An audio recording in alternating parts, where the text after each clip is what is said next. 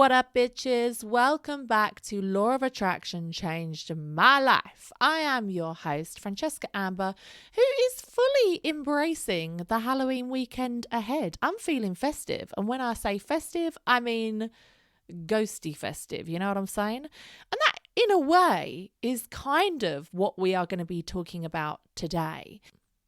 Life goals can sometimes feel like they are always in the future. They're like some distant point that we're going to get to someday. But life is happening to us every goddamn day, every week, every month, every year.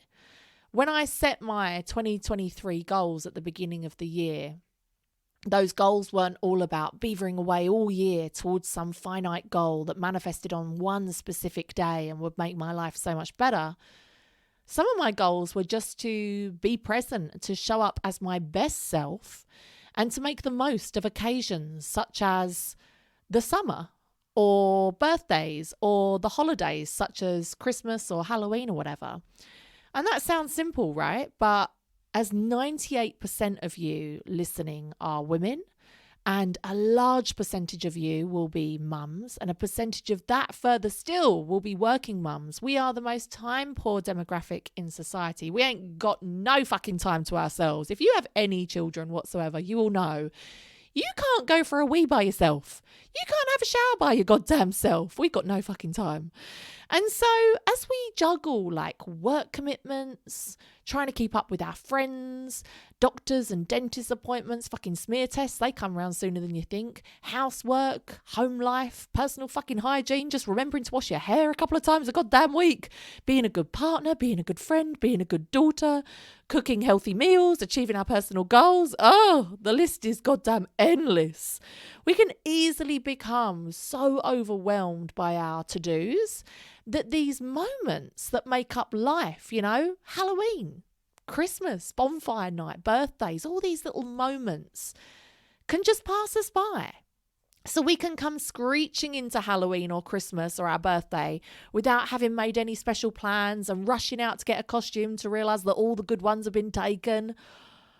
Or we can plan for it. So this actually happened to me last Christmas. I think that when you have young children, you're very acutely aware that every single Christmas is a fucking blessing. I feel like this year, Bo kind of is starting to cotton on that Father Christmas is not real, and it's breaking my goddamn heart. But every Christmas I try to kind of like make it count. But last Christmas we had just moved house. I think it was something like 12 days before Christmas. It was like the worst 12 days of Christmas ever. Like on the first day of Christmas, she had no heating. Then like the second day, oh, there's no fucking running water in this thing. It was just every day was fucking horrendous.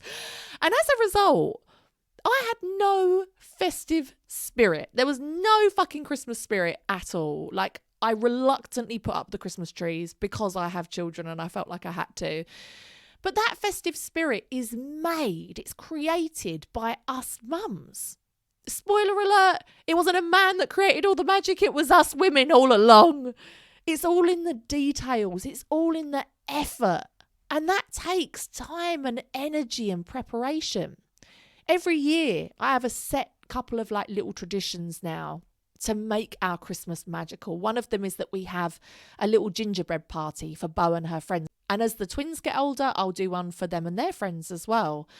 And it takes a lot of effort to put that together, you know, putting together the invitations, sending it out, buying all the stuff, like preparing the house. Like it takes a lot of effort.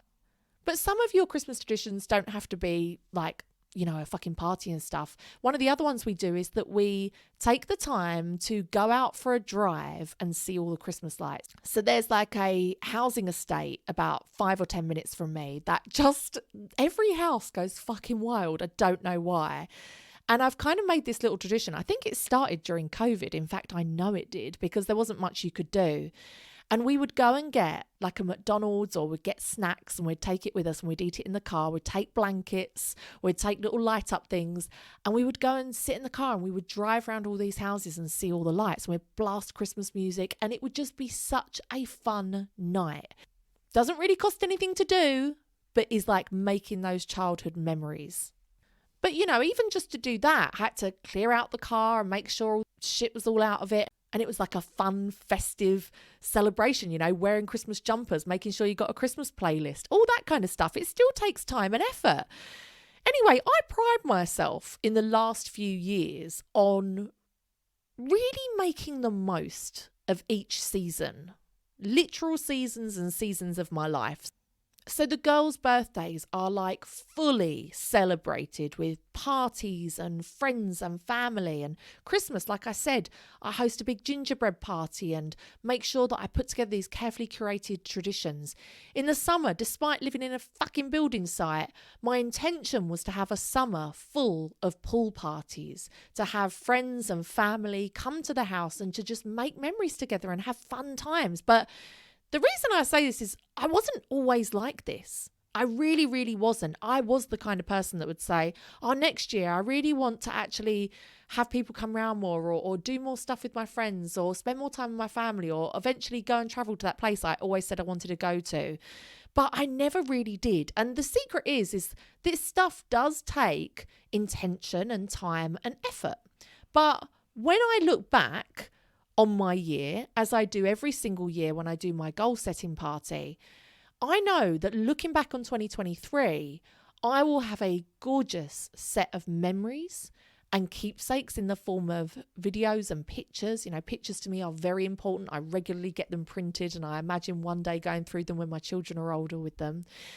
And being able to look back on my year and know that I have made the most of all of these occasions and holidays and seasons, and they haven't just passed me by, that is what truly makes me happy. A year well lived and a home well lived in is a major goal for me each year. And I think that sometimes we really do underestimate how much effort goes into the simplest of things. For example, I really wanted to set the intention of having a photo shoot with my children, like a family portrait, once a year. I thought once a year, is that too much to ask? Because you know what it's like with kids? Time flies so fucking fast. Then before you know it, they've grown up and you never get that time back. So I was like, I just want a beautiful family portrait once a year. Guess what? They're 3 years old and I've already missed 1 year. So the other day we had our second family portrait. And in order to make that happen, I had to go onto ASOS and order some beautiful dresses in like neutral tones that would be really aesthetically pleasing for me. I had to make sure my sister was free because she always comes and helps me in photo shoots. I had to tan myself. I had to do my hair. I had to do the girls' hair. I had to return some of the ASOS items after because they weren't right for it. Do you know what I mean? Like there was quite a lot of effort that went into making that day happen. But I know that at the end of it, when I have those pictures and I can look back and be like, wow, I really captured that moment in time for my daughters and for me exactly as we were. I know it will all have been worth it.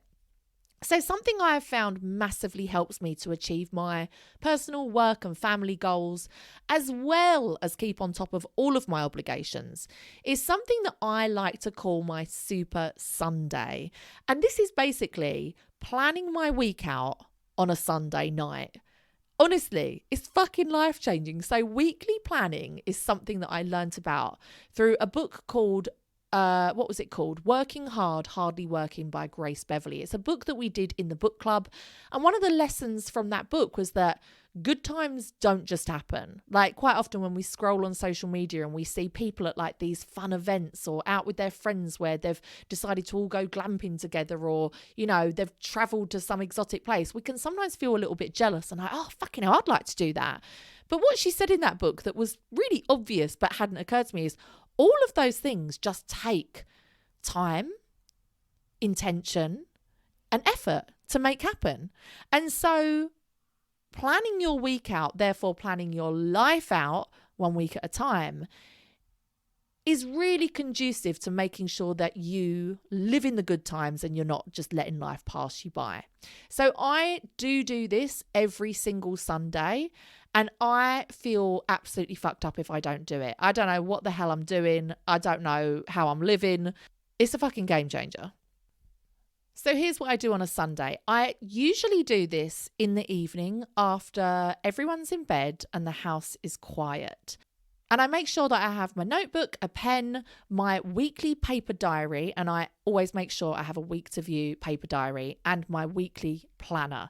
Now, I am so obsessed with this that I actually brought out my own daily and weekly planners because none of the ones that I found were exactly what I wanted. So if you want to check out my weekly planners, go ahead by all means. They are at francescaamber.com, and I have to say they will not be around much longer because as of January, as part of my New Year audit, I am going to be getting rid of my physical products. So planners and necklaces, they're going. So get one while you can. So I start by transferring from my diary onto my weekly planner all of my appointments, obligations, events, whatever is already in. So school and nursery times, clubs, groups, when the cleaner comes, everything that is already booked in and kind of has to happen. And you should then be left with some empty areas. And if your week at this point is full, bitch, you got to edit. You got to edit your life. You got to get rid of some of that stuff. Then once all of the non-negotiables are in there, the things that I have to turn up for, the things that have to happen, I then set my intention for the week. And I add up to about, I don't go overboard with this, I would say at the most 3 goals for my work and my personal life that are really like my priorities to get done that week. So this will really change depending on what week you're in. So currently we are in half term. So this week, my priorities, my intention for the week is much less about work and my own personal goals. It's more just to be in the moment and have fun with my children and to do all of the fun seasonal stuff with them. And work kind of takes a back seat. However, if it's a week before a big deadline, so I'm currently trying to release a journal and a book before Christmas. I don't know why I fucking do this to myself. I give myself such tight deadlines. So if you have got like a tight work deadline, you might be very work or goal focused for that week. And you might be like, okay, how can I outsource as many distractions as possible? Can I ask my partner to cook this week? Can I get a meal prep company? Can I get the cleaner to come in one extra time? Do you know what I mean? Like you might just be focusing on that thing that you must get done and everything else kind of has to fall by the wayside. And that's fine too. We just need to find out what our intention is for that week specifically. Now, remember I said those priorities, those goals, those prioritized goals that you set for the week, those non-negotiables that are going to move your life forward in the direction that you want. You need to schedule them in. Otherwise, they will not happen. So schedule them in and stick to it. So writing it actually into your weekly planner will kind of make you accountable and be like, I have set aside this time to achieve this goal or to work towards this goal. So I look at the gaps I have left and I schedule in quality time with my family, more specifically with my daughters. And this may sound really weird that I schedule in quality time, but as somebody who probably definitely has ADHD, I really need to do that. So there's like being there with your children and at the same time trying to make dinner, trying to do the laundry and maybe trying to socialize with your friend at the same time in the background. Like we've all done that where we take the kids out for the day, but we go with a friend and their children. And then you and the mum end up talking all day and then your children are like vying for your attention. I'm not talking about that. I'm talking about quality time. I'm talking about one-on-one time where they get all of my energy, all of my attention. So whether this is the time after school until they go to bed, that couple of hours, or whether it's a full day with the twins I've got whilst Bo's at school, I make sure that it is our time and that my brain can fully switch off from everything else that I need to do because I know that I've allowed this time. So I particularly do this before the twins go to their dad. So that night before, I don't schedule any work, even after they're asleep. So that if they do happen to take longer than usual to fall asleep or they wake up during the night, I'm not frustrated of like, oh, for fuck's sake, I've got work to do. I'm there all night if they need me. And I really am present and connected with them. So make sure after you've scheduled in these important aspects, your non-negotiable goals, the obligations that you simply must do, the quality time with your family, make sure that you schedule in. For me, I do at least one social appointment a week. And this is really going to depend on your lifestyle and season of life. At the moment we are coming into winter. No one wants to fucking go out. I am a mother of young children. This is not the most sociable season of my life. If I was doing this and I was listening in my mid-20s, living in London on my own, I'd be like, one social appointment a week. Are you fucking kidding me? I'm talking about at least one a day. But it depends, like I say, on your season of life. So I like to schedule in at least one social occasion a week because I know that that really helps my mental health and it just helps me in general live my best life. You can schedule in your workouts and also your self-care or maybe like a night off. Again, it sounds a little bit crazy to like schedule in self-care or a night off, but I know that if I don't do that, I don't actually end up having a night off. So it's important to make it crystal clear. Sometimes I'll also look at the month ahead, just a quick cursory glance, and see if I need to preempt anything that is going to have a longer lead time. So, for example, at the moment, I'm looking at my kitchen being finished in about 5 to 6 weeks' time, just in time for the Christmas season. But I made this mistake last time when my kitchen got done. Everything was finished and I had no furniture, no seats to sit on, no bar stools, no dining chairs, nothing for like a further 4 weeks because the time scale for a lot of these furniture delivery places are like 3 or 4 weeks. So that would be a really good example of like, okay, a priority this week needs to be, I need to choose seating for my kitchen. Otherwise, we're going to get to Christmas and there's going to be no chairs. Like the kitchen will be done, but there'll be nowhere for us to sit and eat. So that's like a good example. Or if you are hosting a party, I always host a Christmas gingerbread party. You want to send those invites out probably 4 to 6 weeks in advance to make sure that all of those friends can actually make it. Now, looking at your schedule, if you have any time left over, don't panic because it's nice to leave a little bit of time for unplanned experiences or things that may be overrun. But you may look at your schedule and be like, fucking hell, I've got 2 whole days or I've got absolutely nothing. And I know from maybe your previous experience, I don't like to have no plans for 2 days. And so that would be your invitation then to be like, right, let me plan something that I would like to do with somebody that I'd like to do it with and kind of schedule that ahead of time. So the reason that I plan out my week on a Sunday night rather than on the Monday morning is so that I can wake up with a clear mind and just fucking get going, like just crack on with the week, start as I mean to go on. There is no bigger motivation killer than uncertainty and not knowing what to do and when to do it. So if you do it the night before, you're onto a fucking winner. So I sometimes daily plan as well. I don't do this every day. I tend to only do it on work days or really busy days. And I absolutely must plan out what I'm going to do the night before, because if I wait until the morning and then it eats into my morning time, then my most potent morning energy to kind of get out there and create is taken up by trying to figure out what to do. It's just a fucking buzzkiller for my whole day and I end up getting not even a fraction of what I normally would done. So doing it the night before is really, really important. So that's your weekly schedule taken care of. So what else do I do on my Super Sunday? I've tried to build more aspects into my Super Sunday ritual because the more that goes on autopilot, the more energy and brain space I have for new important stuff. So if you think about it, so many things we do every day, getting out of bed, brushing our teeth, making breakfast, driving to work, a lot of those things are just done on autopilot. We don't think about it. It doesn't take up any of our bandwidth. It doesn't take up too much of our energy because it's just something that we do automatically. And just like this, if you can make a ritual on a Sunday night that really helps you set up your week ahead, and it just becomes an autopilot, it just becomes something you do effortlessly, it frees up your mind and your energy to really focus on what you want to manifest and achieve in your life. So I do a Tesco order every single Sunday night, a Tesco order and a HelloFresh order if I go through and pick my meals. And that really helps me to make sure that I have the same delivery day each week and that my meals are planned out and that me and my family manage to eat healthily and eat fresh and all that kind of stuff. I also decant all.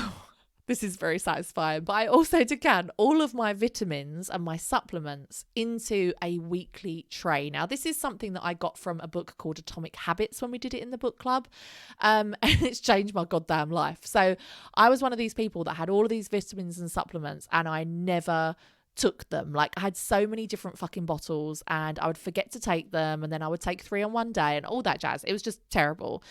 And so I started this habit on a Sunday night of decanting out all of my vitamins and supplements into a box, you know, like old people have that say like Monday, Tuesday, Wednesday, Thursday, Friday. And there you go.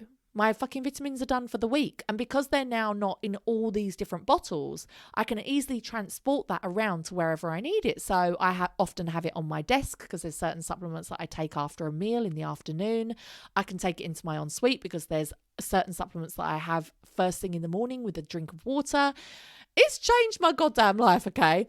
Something else I do is that I reset my environment as much as I can. So no one likes to wake up to mess. No one likes to wake up to disorganization. And it can really affect my vibe and my flow and how much energy I have to create. And so I just reset my environment back to neutral, basically. I try to clear away the clutter, get rid of the rubbish, put things back where I found them, and just try to wake up with like a fresh start. Because if you think of like everyone in life starting on a starting block, right? On a Monday morning. And you can think of this as either people you know, or maybe people in your industry, maybe people that are your competition, right? Think of you all starting at the same point. And it's like, okay, you're going to wake up on Monday morning, but you're going to have all the mess and rubbish to tidy up from the weekend. Right, take 5 steps back. You're also going to be sleep deprived and you won't have had a food order. So, you'll start eating unhealthily. That's how you'll start your week off. Take another 4 steps back. You're also going to be, do you know what I mean? Do you get my drift here? Like, you can give yourself a step up. You can give yourself a step ahead. You can give yourself the best advantage by simply preparing to have the best week ever. Another way to do this is to practice self-care and have an early night on a Sunday night. Don't wake up tired and already in a deficit on Monday morning. We've just been speaking about this in the book club. We've just done a book all about what you learn in therapy. It's called Why Has Nobody Told Me This Before by Dr. Julie Smith. And she talks about how sometimes when we're in a negative, depressed or overwhelmed mood, that actually it's nothing to do with our brain chemistry and, a potential mental health problem, but everything to do with the fact that, we might be living in a cluttered, unhappy environment. We might not have enough sleep. We might not be nourished properly. Like, we might be deficient in nutrients. We might be dehydrated. And quite often these mood killers can be really simple things that we can simply change just by being a little bit prepared and putting a little bit of effort and intention behind it. So try it this week if you will. As I said, I've got the planners on my website. They will be going soon, so get one while you can. They're at francescaamber.com. And remember, consistency over perfection. If you plan out your week and some of it doesn't go to plan and you don't get everything done, don't worry. You think that's never fucking happened to me before? Of course. But consistently doing this week after week and it becoming a part of your ritual, a part of who you are, how you live, I'm telling you, it's a goddamn game changer. If you would like to hear another episode on maybe like daily planning to get the most out of your workday, or maybe even yearly planning as we come up to the end of the year and we are thinking about setting our goals for the year ahead, if you're interested in that, let me know and I'll do my best to fulfill. Of course, I have my New Year's goal setting party on the 30th of December at 8 p.m. UK time. This is an online event, but if you can't make it live, it doesn't matter. You can come and watch it anytime. You can watch it afterwards. Some people actually like to set their New Year's goals in the actual like natural new year around about March time. So it's really up to you when you do this. But come and join me. I have a fantastic template for really curating the year of your dreams and making your 2024 the best year ever, because isn't that what we all want? We just want to have the best fucking year ever, man. Thank you for listening. Thank you for being here with me. And if you've enjoyed this episode, do your girl a solid and leave me a rate, review, subscribe. Those 3 things take mere seconds, but they help me out so much. And you can come and follow me over on Instagram. I'm at Francesca Amber, at Law of Attraction Changed My Life. If you want to see the results of my family portrait that took a lot of fucking energy to get done, honestly, I look at those pictures and I'm like, oh, my little family, how did I create these beautiful souls? So honestly, it was 100% worth it. I hope that this has helped you. I hope that you've gained value from it. If you can share this podcast on your Instagram account, in your stories, you're truly doing the Lord's work. Thank you so much. I do appreciate it. Tag me in it and I'll see how many of them I can reshare. And I will see you next week.